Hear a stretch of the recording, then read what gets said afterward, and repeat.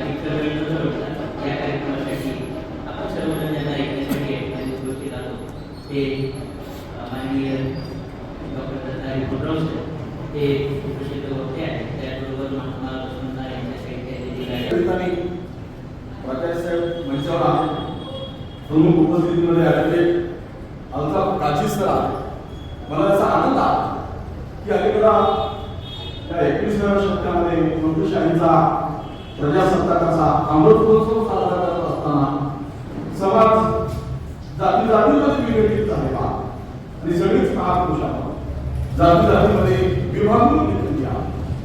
असं सगळं चित्र चालू असताना लातूरमध्ये एक अभिनव उपक्रम होतो की ही संयुक्त जयंती, की हे विचारधारा, की अशी विचारधारा आहे की भारतामध्ये दोन संस्कृती सातत्याने काम करत आलेली आहे. एक कष्ट करायची, श्रमावर निष्ठा असणाऱ्याची, आणि एक ऐकतो पूजा अर्चा करून आपलं गोड भरून उचलणार.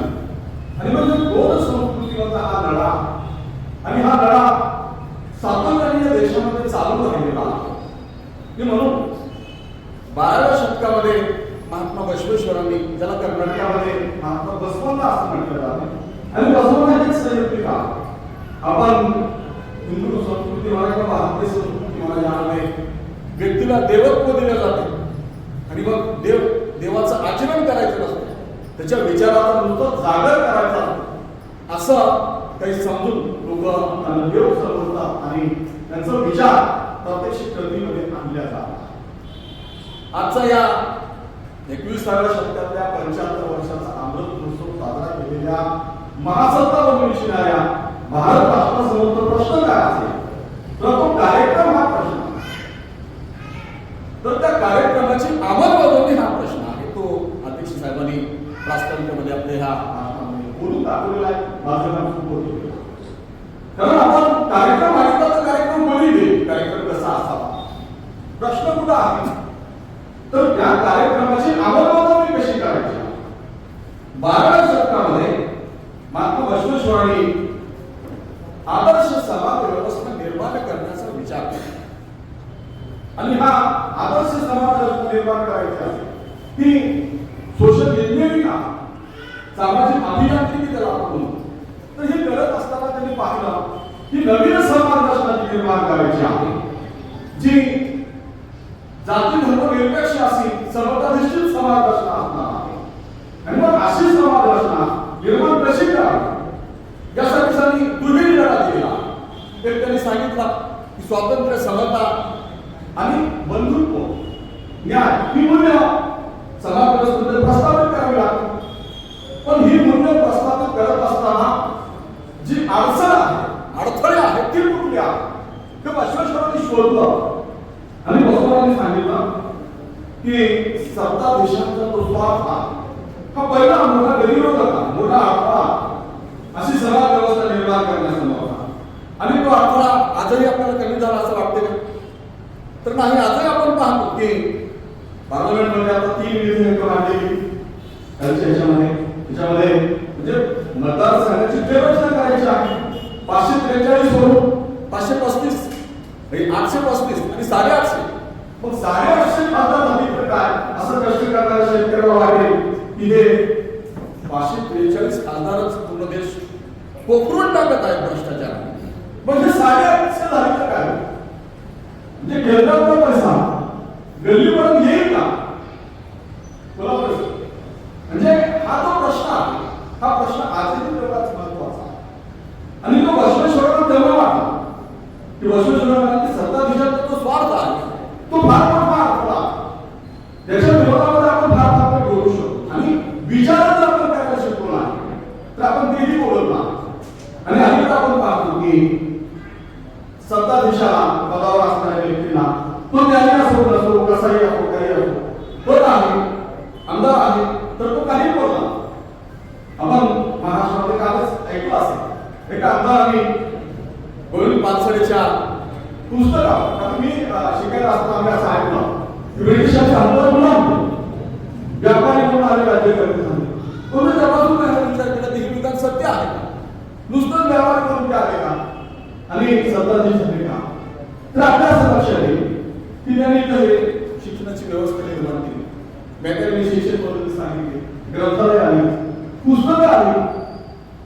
भारतरत्न डॉक्टर बाबासाहेब आंबेडकरांनी पुस्तकासाठी घर बांधलं. हे आपण समजून घेणार आहोत. म्हणजे पुस्तकासाठी घर बांधणारा व्यक्ती आहे आणि अलीकडे आपण पाहतो की आपल्या समाजामध्ये कुठल्याही पद्धतीने पैसे तो करावा तोच देश असं समजलं जातं. आणि म्हणून आपला लोकप्रतिनिधी म्हणून गेलेला पार्लमेंटचा प्रतिनिधी तो जर अशा पद्धतीने असंवैधानिक बोलत असेल तर सगळं आपण पाहिले आहे तर आपल्या लक्षात येईल की आपण कशा लोकांना निवडून देतो. मग याला लोकशाही म्हणायचं का? हा प्रश्न जो 12 शतकात सध्या देशांचा जो भ्रष्टाचार आहे तो स्वार्थ आहे आणि त्यामुळेच कल्याण क्रांती झाली. बसवेश्वरांना जो समतेचा विचार होता, जे उच्चवर्णीयातली मुलगी आणि अरण्याचा मुलगा ज्यांचा विवाह त्यांनी लावला होता आणि तो काही असा समतीने त्यांना विविध विषय देऊन एकेश्वर वादाचे निर्मूलन करते होते आणि अशा पद्धतीने त्यांनी लावला होता. पण राज्यसत्तेची कानभंग वगैरे राज्यसत्तेने काय केला की क्रांती चिरडून टाकण्याचा प्रयत्न, आपण कल्याण क्रांती असं म्हणतो. हद्दीच्या पायाला त्या दोघांनाही बांधलं, त्यांच्या आईवडिलांची सुद्धा बकवत केली आणि या सगळ्या शहराला साहित्य देणाऱ्या लोकांना सर्व ती पळून करून. म्हणजे एखादी क्रांती जी असते जी विश्वविरोधात विचार मांडणारी आहे, नवी समाजरत्न निर्माण करतो म्हणणारी आहे आणि मग त्याच्यासमोर हा मोठा अडसर. आता हा अडसर किती भयावह आहे याची आपल्याला साधारण कल्पना आहे. यासोबत दुसरा एक अडसर आहे, तो अडसर आहे बहुसंख्य जनतेची अंधश्रद्धा. आता ही अंधश्रद्धा आज संभवली आहे. अंधश्रद्धा निर्मूलन समिती महाराष्ट्रामध्ये नरेंद्र दाभोळकरांच्या नेतृत्वाखाली काम करत होती. त्या अंधश्रद्धा निर्मूलन समितीच्या नरेंद्र दाभोळकरांचा 20 ऑगस्ट कधी 2013 मध्ये पुण्यामध्ये मग अंधश्रद्धा संपली का? आता आपण पाहतो की नाशिकचे त्यांचा आपण नाव घ्यायची गरज नाही की एक माणूस एवढा बायकांवर अत्याचार म्हणजे आपण म्हणजे शिबिर समाज कुठे जातो, अंधश्रद्धा कुठल्या स्तरात जातो याचा आपण विचार करणार आहोत का? म्हणजे विचार करणं जेव्हा थांबते तेव्हा अंधश्रद्धा प्रचंड वाढते. एखादी अंधश्रद्धा निर्मूलन समिती काम करून चालत नाही, कारण अलीकडा धर्मनिरपेक्षतेचं मूल्य त्याच्यावर प्रचंड धूळ साचली जाते आहे आणि धर्मराज्याच्या घोषणा होत्या आणि धर्मराज्यामध्ये सगळ्यात अगोदर त्या धर्माचा व्यक्ती तुला तो शिक्षणापासून दूर जातो. महात्मा फुलेंनी सांगितलं की एका अविद्येने एवढे आदर्श केले, विद्येला गती केली, गतीविना गती केली, गतीविना विद्ध केले, विद्याविना शूद्र खचले आणि एवढे अनर्थ एका अविद्येने केले असं महात्मा फुलेंनी या देशातल्या संपूर्ण बहुजनांचा, ज्याला तुम्ही हिंदू म्हणा, भारतीय म्हणा, जो शब्द मला वाटेल तो म्हणा, त्या लोकांचं संघटन कसं करता येईल यासाठीचा प्रयत्न केला. जो प्रयत्न 12व्या शतकामध्ये बसवेश्वरांनी केला, म्हणजे वर्णाश्रम धर्मावर कोरडे ओढले, वेदाचा अर्थ नावाचीच ठावा म्हटलं बसवेश्वरांनी आणि शास्त्र पुराणे सगळे नाकारले आणि नव्याने विचार कसा केला पाहिजे हे समाजाला सांगितलं. तेच महात्मा फुलेंनी सांगितलं. महात्मा फुलेंची सगळे ग्रंथ काढून पहा, गुलाबगिरी ब्राह्मणांची कसवा, महात्मा फुलेंचा सामान्य वाङ्मयाचे ग्रंथ काढून पहा. त्यांनी ताबडतोब शब्द जाता पण थोडं 21व्या शतकात गेल्यामुळं संविधानिक शब्द वापरतो, पण फुलेंनी डायरेक्ट त्यांना मनशाही म्हटलेला. म्हणजे ही जी मनशाही आहे ती अतिशय कामेबाजपणे या देशातल्या बहुजन समाजाला सातत्याने शोषण करत आहे. आणि म्हणून महात्मा फुलेंनी नंतर कमिशनसमोर निवेदन दिलं. त्यांनी सांगितलं की ज्ञानाचं जे मेकॅनिकल शिक्षण पद्धती सांगितली होती, झिरकाचा सिद्धांत आणि झिरकणारच नाही, बांध असं बांधलेला आहे की तू एक कर आणि मग तीच प्रक्रिया आता आपल्याला चालू असलेली पाहायला मिळते. आणि ही जी अंधश्रद्धा आहे ते 2 आठवडे आजही कमी झाली आहे. ते कसे कमी करावे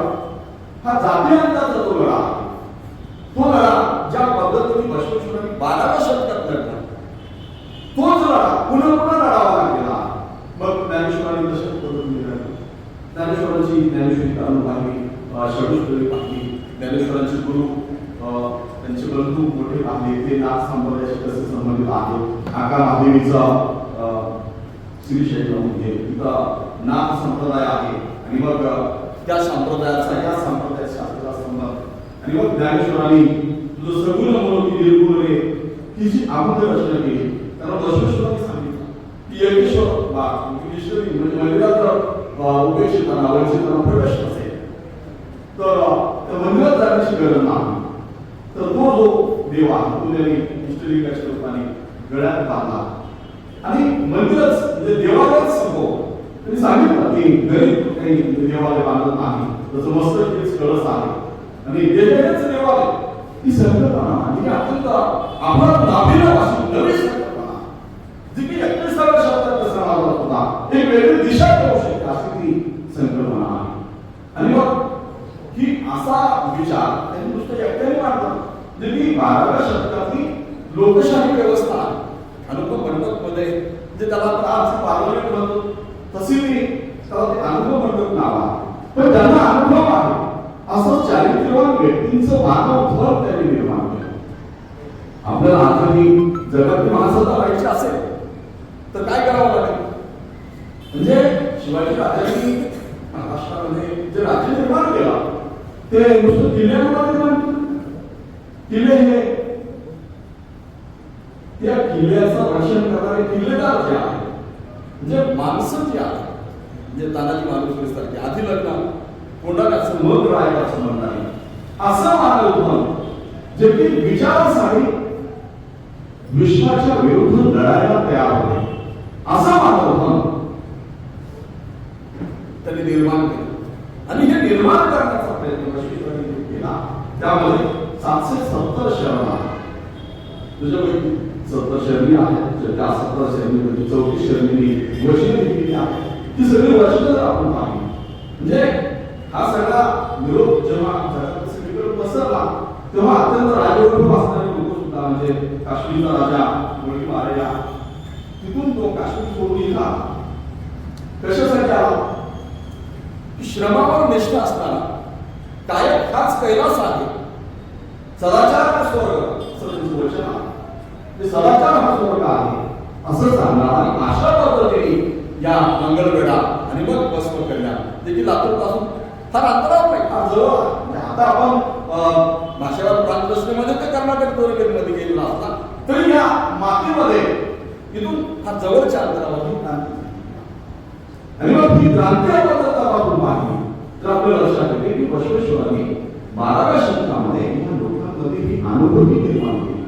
त्या राजाला राजवैभव सोडून तो इथं आला आणि तो मोडी विकण्याचं काय करू लागला म्हणून त्याचं नाव मुलगी मारायला असं करणार. पण तो अनेकांना सांगायचं काम मी काय करतो मी मोडी विकतो. तर त्याची जी पत्नी आहे तिचं नाव महादेवी आहे. ती म्हणते की स्वबद्दल मी काय करतो हे सांगणं हे सुद्धा पाप करते आणि म्हणून ती तिची वाचना आणि ती श्रेष्ठ कोटी आहे. ती म्हणते की तुम्ही म्हणजे मी अशा पद्धतीचे कर्म करतो राजवैभव मी सोडून दिलंय आणि आता मी मुळी विकतो हे सांगणं हा सुद्धा अहंकार आहे. हे आपण कोणाला सांगण्यासाठी करायचं नाही, मला पडते म्हणून मी ते स्वीकारलंय. पण आता आपण काय केलं पाहिजे, मी ही माझी आत्मक्रोधी जी काही आहे ती बंद केली पाहिजे. मी त्याची पत्नी असताना स्त्री सांग कारण बसवेश्वराचा जो लढा आहे तो लढा स्वतःच्या हक्कासाठी चालला. आपल्या सभागृहामध्ये एक स्त्री दिसते एक आका महादेवी आला. 12व्या शतकामध्ये बसवेश्वरांनी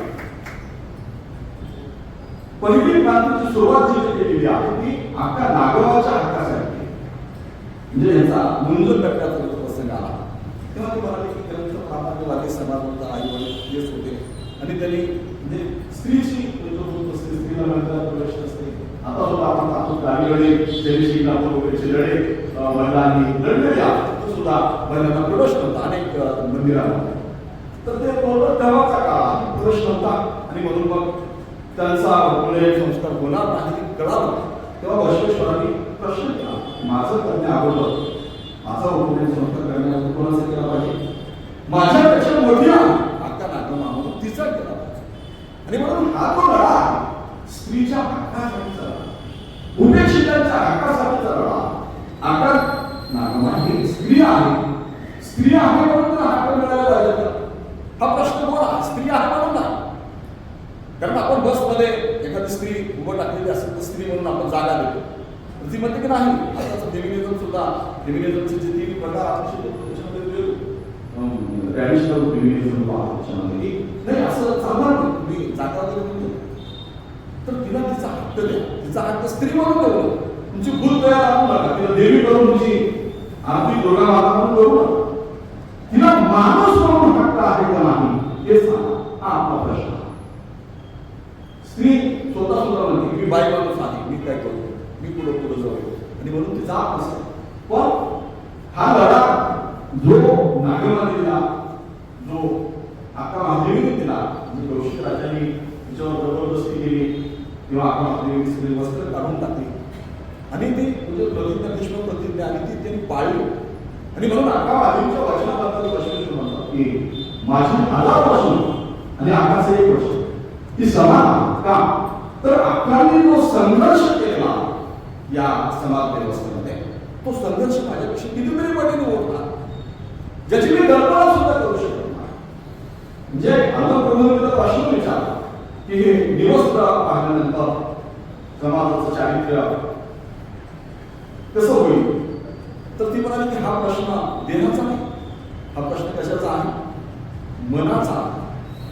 देहावर कपडे जरी असले, म्हणजे आका महादेवी म्हणाले मन जर दूषित असेल तर काय होईल? कपडे असून सुद्धा त्याला दिवस प्रमाण त्याच्या मनाचा दोष. आणि म्हणून नाही मन निर्मळ काय करेल साबण?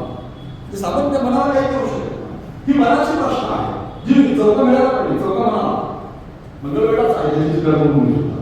चौका, पंका, निर्मळा ही काय म्हणत? उसळ होगा पण रस नाही होगा.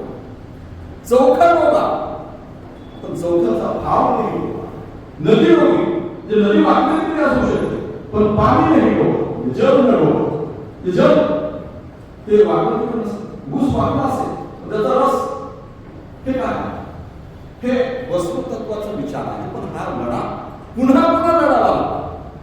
चौका वेळाला सुद्धा हे सांगावं लागलं वेळामध्ये की म्हणजे तो तटबंदीत वेस बांधत होता, वेस बांधताना भिंत कोसळली, विदेशामध्ये तो पडून समाधी झाली. नामदेवला त्याचा साक्षात्कार झाला. असा काय साक्षात्कार होतो असं काही आपण बुद्धिमत्ता ते खासून पाहिजे आपल्याला वाटणार. पण रामदेवांनी तेव्हाच्या समाधी पटावं म्हणून ते सांगितलं, तो पांडव त्याच्या स्वप्नात सांगितलं या ठिकाणी असंख्य दलितांची समाधी झाली, जिवंत समाधी झाली. मग कसं वाटतं चौकीची हाडं कुठली आहे?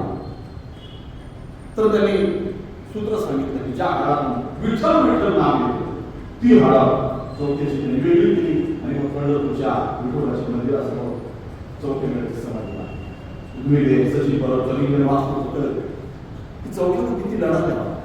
तर मंदिरात दर्शन घ्यायची संधी नाही. आणि म्हणून तो विद्रोह करतो. सोयराबाई आहे ती सुद्धा आका महादेवी सारखा म्हणते दोईचा बदल आला खांद्यावर. हक्काने पूर्ण साडी काढून टाकली आणि संत सोयराबाई दोईचा बदल आला खांद्यावर नव्हत्या, निर्भीड नव्हत्या. ही पुरुषी अहंकार असणाऱ्या संस्कृतीच्या विरोधाचा हुंकार हा बंद की जो या समाज व्यवस्थेमध्ये सातत्याने होत नाही. पण तो अल्पसंख्याक आपण इथं नावाला महात्मा बसवण्णांचा विचारांचा जय जयकार केला, महात्मा फुलेंच्या विचारांचा जय जयकार केला, भारतरत्न डॉक्टर बाबासाहेब आंबेडकरांच्या विचारांचा जय जयकार केला. 3 महापुरुषांच्या विचाराच्या जागरासाठी ही व्याख्यानमाला लोक केली आहे. कारण ती जर प्रदीप मिश्राची धार्मिक सभा असते किंवा नाशिकच्या महाराजांची सभा असेल, हजारो प्रसंगी. कारण बहुसंख्याक समाज हा अंधश्रद्धा तो विचार करत नाही. आणि म्हणून बसवण्णा समोर सगळ्यात मोठा प्रश्न हा आहे की प्रत्येक माणसाला विचार करता ज्ञान ही काही कोणाची महत्व नाही. जागीर ती त्याच्याच कमरेला ज्ञानाच्या जागा असं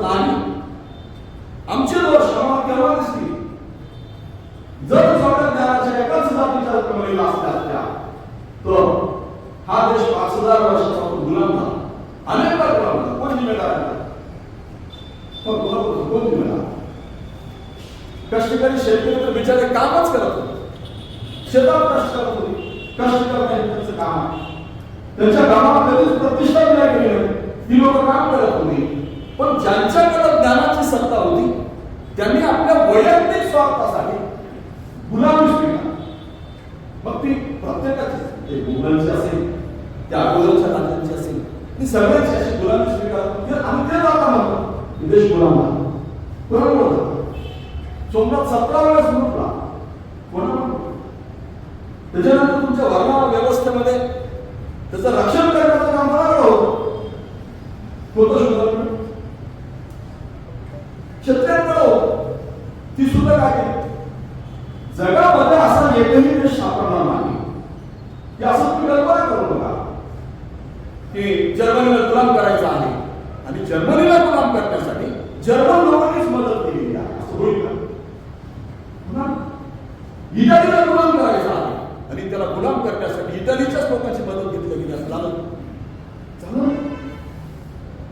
जपानमध्ये असं झालं नाही, जर्मनीमध्ये असं झालं नाही, इटालीमध्ये असं झालं नाही. त्याच्यावर कल्पना करू शकत नाही. पण भारतामध्ये भारतीयांना गुलाम करण्यासाठी कोणाचा वापर केला? कोणाचा? भारतीय लोकांच्याच मदतीने इथल्या लोकांना गुलाम केले. हे काय? हे कशामुळे झालं? तर या देशामध्ये असलेली जी जाती व्यवस्था आहे, जाती अहंकार जो आहे, जाती अभिनिवेश जो आहे, जी मिळवण्यासाठी मी काहीच केलेलं नाही, असं असताना मला माझी जात श्रेष्ठ आहे याच मी काय केलं? माझी जात मिळण्यासाठी काही केलं? आणि म्हणून हेमचंद्र धर्माधिकारी म्हणाले की जी जात नाही ती जात. आम्ही सगळ्या जाती सोडल्या, जाती सोडल्या म्हणून ब्राह्मणांनी आम्हाला आणि कोणतेच ब्राह्मणांचे संस्कार केले, उपनयन केलं नाही, जाणव केलं नाही, पूजा केली नाही, यज्ञ केलं नाही, काही केलं नाही, म्हणून ब्राह्मणांनी आम्हाला आणि आम्ही बहुजनांच्या जातीतले नाही म्हणून बहुजनांनी नाही. मग या देशातील जाती व्यवस्था जाणार कशी?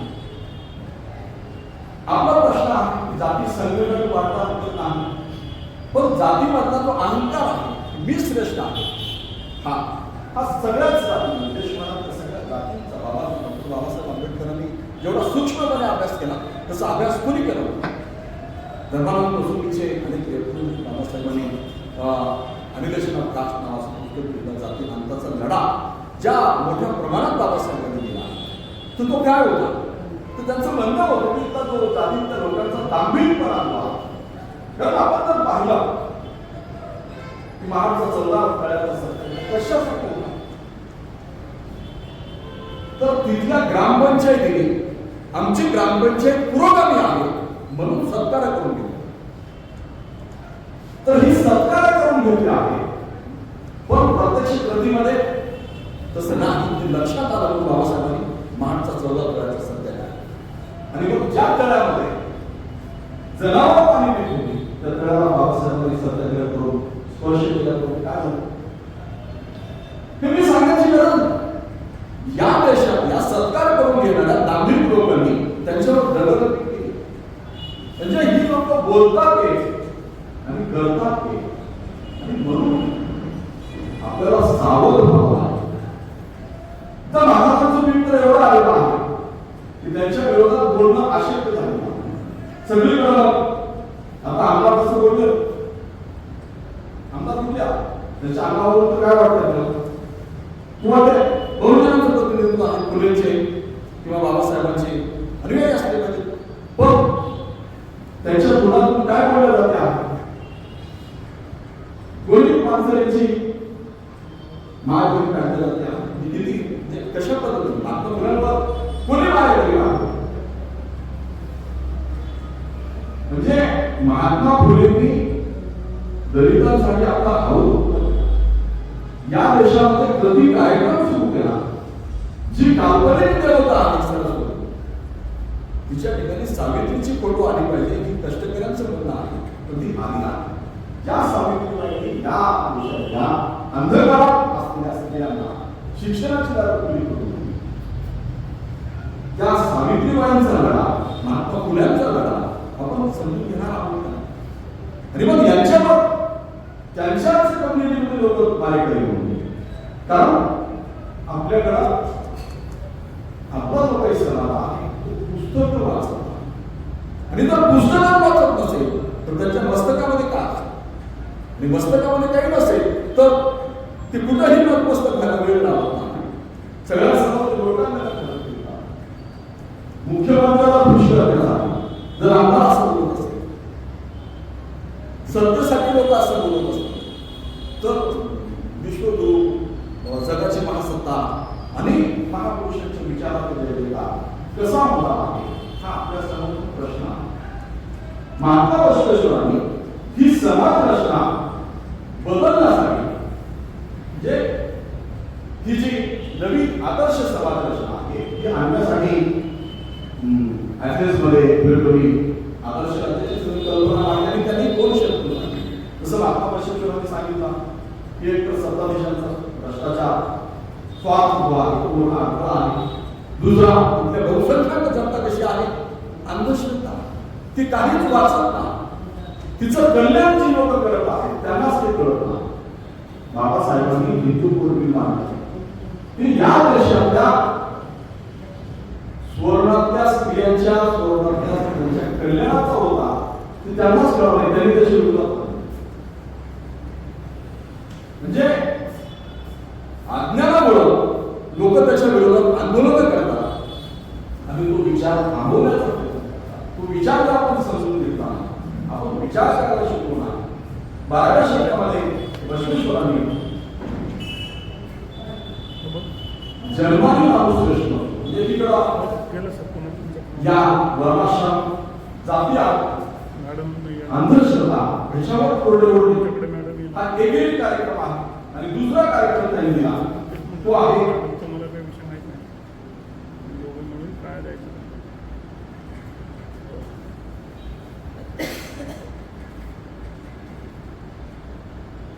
दासोह, कायम आणि जन्म.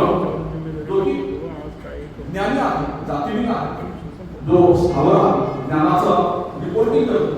अशा जात असताना आम्ही वेगळी जन्मलेली अशा पद्धतीचा अहंकार बाळगला तर त्या अर्थाने त्याला त्यांनी मान्यता आहे. ही आपल्याला समजून घ्यावं लागेल. काय कसं असावं, दासोह कसं करावं, मग त्याच्या चरणामध्ये ज्या काही शरणी आहेत त्याच्यामध्ये लक्ष्मण नावाची शरणी आहे ती प्रधानामध्ये तांदूळ उदरनिर्वाह करत असते. तर ती उदरनिर्वाह करत असताना एका दिवशी महात्मा बसवेश्वरच्या घरी जेवायला जाणार थोडे आधीच तांदूळ घेतला तर त्या लक्ष्मणाने त्याच क्षणाला ते तांदूळ परत देऊन टाकायचं. म्हणजे ही जी श्रमनिष्ठा आहे म्हणजे आधीच जे आहे ते संचय केला नाही पाहिजे. जेवढं लागते तेवढंच आपण घेतलं पाहिजे हा जो विचार आहे.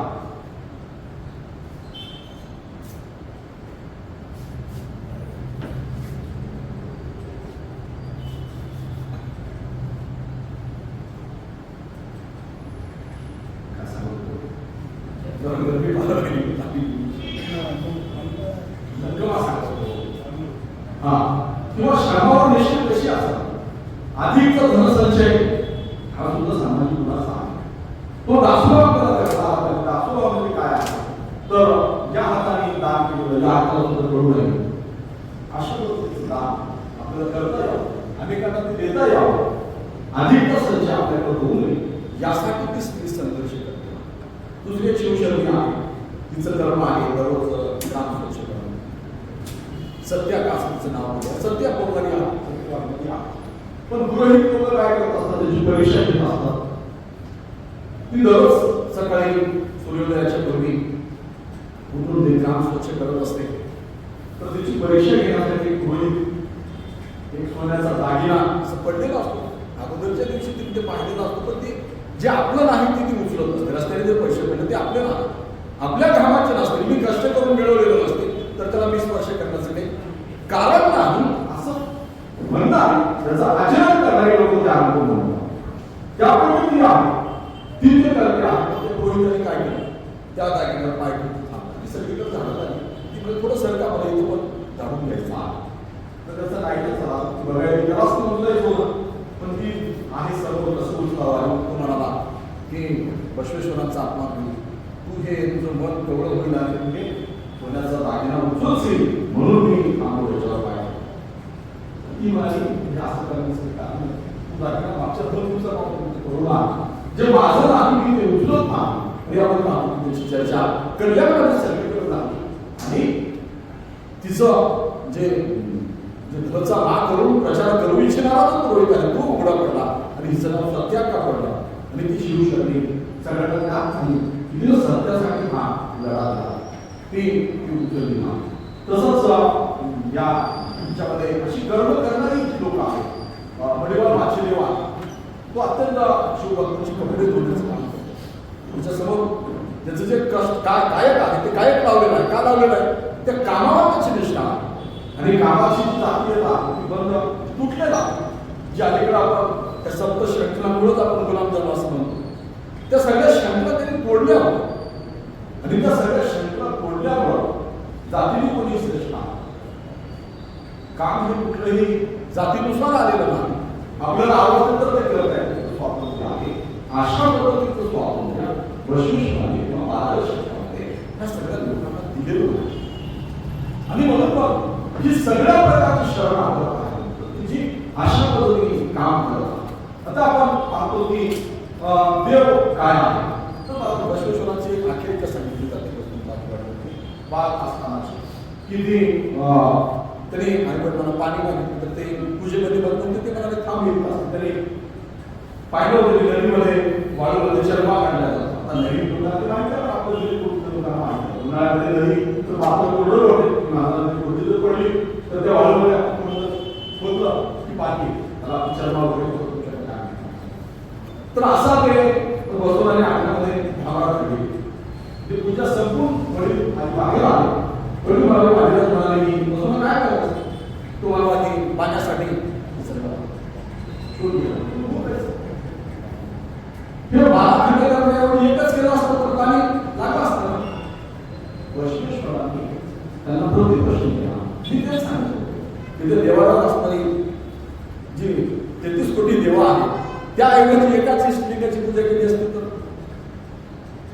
एकदेव उपासना त्यांनी केली असती तर तुम्हाला देव मिळाला असता देव कुठेही शोधण्याची गरज नाही देव मंदिरात नाही मातीचा देव नाही दगडाचा देव नाही धातूचा देव नाही काशी गोकर्ण रामेश्वर हे देव आहे अंतरीचा देव हाच खरा देव आहे तुळस देव असं बसवेश्वरांचं वचन आहे की जे अलीकडं जे तुकारामांनी सांगितलं तीर्थीखंड पाणी देव रोकडा सच्चे आणि मी राष्ट्रसंत तुळज महाराज देव बाजार समाजाचे मला माहिती कुटेश्वर दिवशी नागेश्वर कुटेश्वर दिवशी काशी आपण सकाळच्या कीर्तनामध्ये किती आहे हे पुन्हा पुन्हा का वाजवावं लागतं कारण मंदिरात असतो एवढं वाढलेलं आहे जेव्हा प्रजासत्ताकाची आपण सुरुवात केली 26 जानेवारी 1950 ला तेव्हा आपण असं वाटतं की ही नवीन युगामध्ये आपण बाबासाहेबांनी फार मोठा लढा दिला या युगाच्या लढ्याचं रूपांतर संविधानामध्ये केलं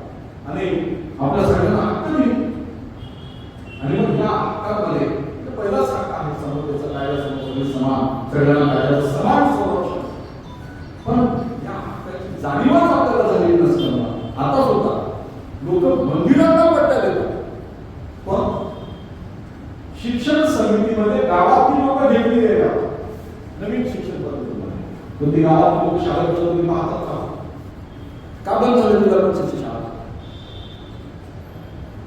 आज 10 वर्षापूर्वी जिल्हा परिषदेच्या शाळा बंद झाल्या शाळांचं खाजगीकरण केलं सगळं ऑक्सफोर्ड केम्ब्रिज इंटरनॅशनल स्कूल आपल्या देशात आल्या ज्यासाठी प्रचंड पैसे बदलावे लागतात आणि मग अशा शाळांचा उपयोग वाढला आहे त्या शाळावर कोणाचं कंट्रोल आहे किती फी घ्यायचं काही नियंत्रण नेम लागू केला त्याच्या 3 किलोमीटरच्या आत कुठली शाळा नसेल असेल तर ते पुढेच ते पाळले जातात वाटेल तुम्ही करतात आणि अशा शाळांचा परिणाम आता महाविद्यालयावर आहे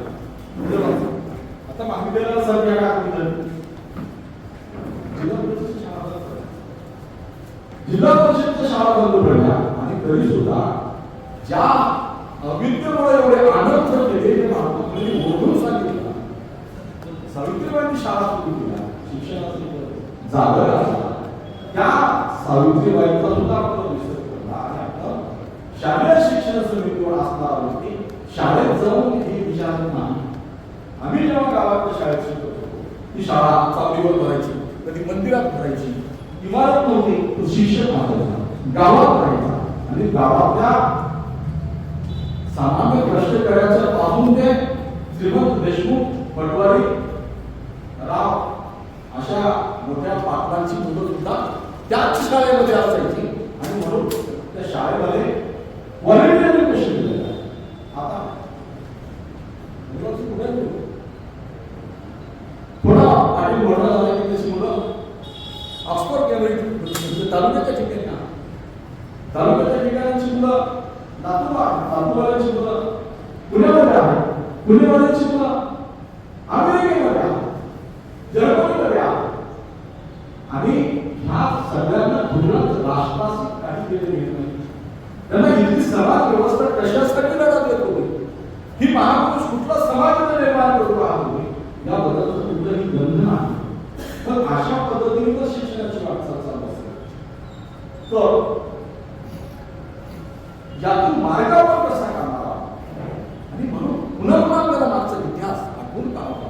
कारण इतिहास हा भविष्याची मूल्य असतो. आपले दोष आपल्याला पाहायचे असते, आपल्याला अंतर्मुख व्हावं लागेल, आपल्याला तपासून पाहावं लागेल की आपल्या चुका काय करायला लागेल. आपण आपल्याला प्रश्न विचारला तयार नाही. मंदिराला पैसे द्यायला पैसे भरपूर आहे, मंदिराची संख्या प्रचंड वाढलेली आहे. ज्या गावात एक मंदिर होतं तुम्हाला ती मुलावर का असायचं, त्याला 12 महिने पुढे असायचं, बावडीचं बिंबाचं झाड असायचं, तुमच्याकडे मंदिर असायचं. पण आता प्रत्येक लोकप्रतिनिधी निवडणूक आली त्या मंदिराला खुश. शाळेचं काय, त्या शाळेमध्ये तुझ्या गावा आता ही महाविद्यालय सुद्धा मंगल कार्यालय होतील की अशी चर्चा पूर्ण महाराष्ट्रात नव्या शैक्षणिक. आता तुम्ही जिल्ह्याच्या आहात त्याच्यामुळं जिल्ह्यामध्ये नागरिक महाविद्यालयाची संख्या प्रचंड असेल, कदाचित तशी तो वेगळा असेल, पण नाही आता BA करून करावं काय असं प्रश्न. कारण 2014 पासून नोकऱ्याची भरतीच बंद झाली. शिकला तो वाया गेला अशा पद्धतीचा सवाल लोकांमध्ये निर्माण झाला. आणि मग शिकलेला तो वाया जात असेल कशासाठी कोण करणार मी, कोण करणार इतिहास, सामाजिक प्रश्नांचा अभ्यास, तिथला समाज व्यवस्थेचा अभ्यास कोण करणार. कारण विज्ञान तंत्रज्ञान आपल्याकडे नसेल तर ते बाहेर देशात आपल्याला आयात आपल्याला आणता येईल. पण इथल्या प्रश्नांचा अभ्यास करताना इथल्या कुमांनी जो बायकांचा अंधश्रद्धेच्या नावामध्ये लोकांचा जो छळ सुरू केलेला आहे त्यांच्यापासून त्यांना राष्ट्रसेवा होती, त्यांनी कुठे धडपड करत होते सेवा नरेंद्र दाभोळकरांची अंधश्रद्धा निर्मूलन समिती होती. त्या निर्मूलन समितीच्या 2 समित्या झाल्या. मुक्ता दाभोळकरांची वेगळी, निलापूरचे माधव बावगे म्हणजे आपण तुकड्या बिघडली. तुमची G20 परत आम्ही ती 12 मध्ये 2 टीम करायच्या. कारण हे ब्राह्मणांची कसं आता बोलत राहत इथे कोण करते तर ह्या 2 टीम करायच्या आणि त्या 2 टीम मध्ये टक्कर नानी बाबीवाला डिबेट करून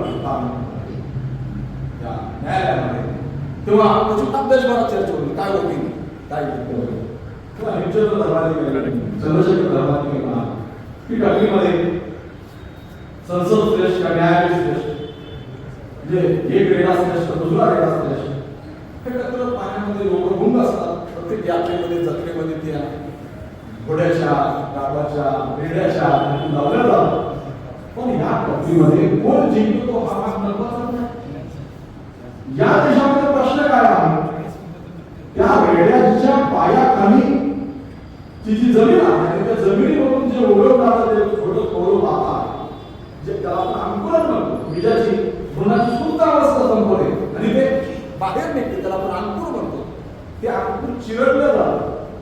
पुन्हा तिथं वर्षभर कुठलंच गवत सुद्धा उगवत नाही. कारण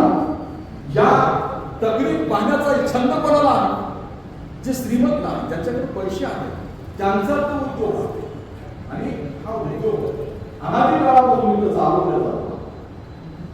आपल्याच संघटनेचे काही लोक इकडे करायचे, काही लोक इकडे करायचे आणि त्यांची टक्कर लावायची. आणि महाराष्ट्रामध्ये मागच्या चौदापासून हीच लढाई चालू आहे. बघ, एक मराठा नाग मराठा असो, लिंगायत स्वतंत्र धर्म असो, का धनगरांचं आंदोलन असो, यानंतर सगळ्या आंदोलनांनी महाराष्ट्रात सगळं आपण कुठं घेऊन ठेवलं महाराष्ट्र प्रश्न कोण विचारणार? देवा भाऊनी टक्कर लावली, इकडे जागी जर बोललेला समय झाली तर तिकडं त्यांचाच शांतपणे असणारा नारायण राणेचं सुपूत्र तयारच आहे. अरे जरा की आपण कोण केलं? पण हे समजून घेण्याची क्षमता केव्हा येते? जर आपण विचार करायला शिकलो तर येते. आणि हे विचार करायला शिकलो, ज्या विचारवंतांनी ही लढत केली ना, बसवेश्वरांनी हा लढा, या समताधिष्ठित समाज रचनेच्या लढ्याला आठवडभर जातींच्या उपेक्षितांच्या गळ्यामध्ये देवावर मानलं. विष्णुजी म्हणजे मंदिर आहे, त्याला कुठल्याच मंदिर जाण्याची गरज नाही आपण सांगितलं. आणि सगळ्यांसाठी देव पुराण आणि मोठी क्रांती आहे त्या काळात. पण ती राजाश्रम नसल्यामुळे चिरडले गेले आणि म्हणून ती लोक दबक्या आवाजात बोलतात, दबक्या आवाजात बोलतात. आणि वीरशैव म्हणजे